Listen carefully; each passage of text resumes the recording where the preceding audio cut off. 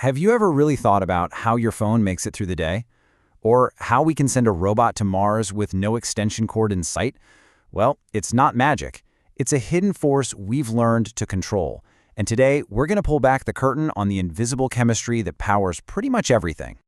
So, picture this. You are on Mars. You're millions and millions of miles away from the nearest power outlet. How in the world do you keep a robot like this running day in and day out on a completely different planet? And you know what? This isn't just a question for rocket scientists. The answer is actually the key to understanding your laptop, your phone, even some parts of your car. And the answer, well, it's all around us. The secret is something called electrochemistry. The best way to think of it is like bottled lightning. It's a way of capturing the energy from a chemical reaction and channeling it into pure, usable electricity. It is the engine that drives our modern world. So to really get this, we've got to zoom way, way in, right down to the atomic level, and take a look at the secret life of electrons. It's a world of constant motion, this incredible dance of energy that over time we've learned how to choreograph. Okay, so how does it actually work? Well, it is all about controlling the flow of electrons. You see, in a normal chemical reaction, when electrons jump around, that energy usually just escapes as heat. But here's the trick. In electrochemistry, we create a very specific path for those electrons to follow. And that guided flow, that's electricity. Okay, so check this out. On the left, that's your standard chemical reaction. The energy just radiates away as heat. Poof, it's gone. But on the right, now this is where the magic happens. We've cleverly separated the two halves of the reaction. This means the electrons literally have no choice but to travel through that wire to get where they want to go. We've basically forced them onto a highway. And that organized march of electrons? Well, that's an electrical current. This is a perfect example of that. It's called a Daniell cell. You've got two different metals sitting in two different solutions. One of them, the zinc, really wants to get rid of its electrons, and the other one, the copper, really wants to grab them. So by connecting them with a wire, we're just opening the floodgates. We've created that highway for electrons to race from the giver to the taker, and boom, along the way, they do some work for us, like lighting up that bulb. All right, let's break down the key players here. First, you've got the anode. That's where the action starts. It's where the electrons are lost. Think of it as the starting gate. Then you have the cathode. That's the finish line, where the electrons are gained. And finally, the circuit. That's the racetrack that forces them to travel from start to finish. It's like a tiny, self-contained power plant. Okay, I know what you're thinking. Anode, cathode. It's easy to get them mixed up, but I've got an awesome little trick for you that'll make it stick forever.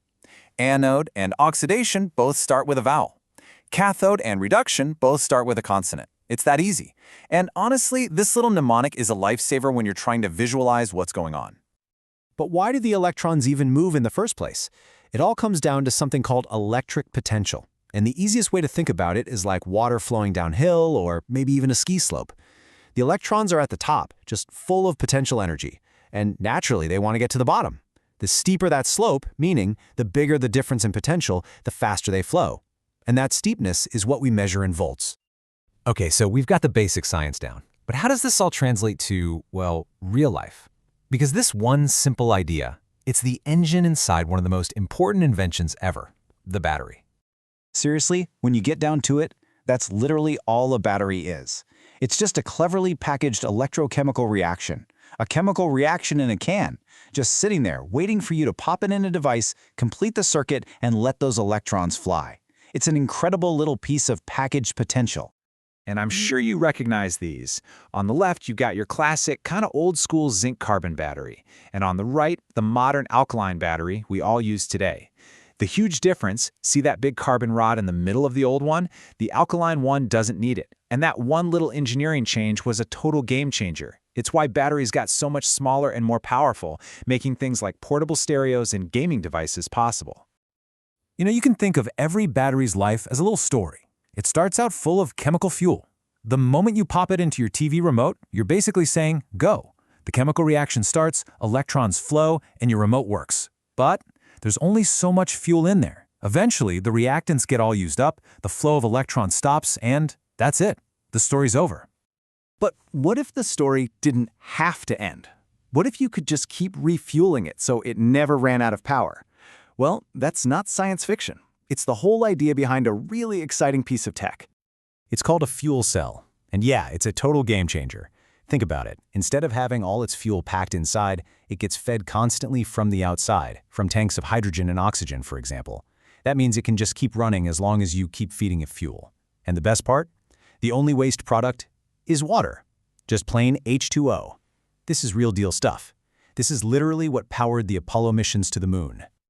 So we've seen the good side, right? How we can harness this amazing power to build incredible things.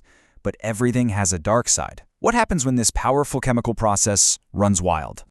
Let me tell you, when electrochemistry is just left to do its thing out in the world, it can be incredibly destructive. It's slow, it's quiet, but it is relentless. It's happening all around us, on our cars, on our bridges, and I guarantee you've seen what it does. Yeah, I'm talking about rust.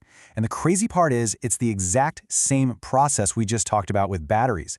The iron in the steel acts as the anode, giving up its electrons. The oxygen in the air acts as the cathode, taking them. Water helps complete the circuit. It's basically a tiny, spontaneous battery that nobody ever wanted, and it's slowly eating away at our world.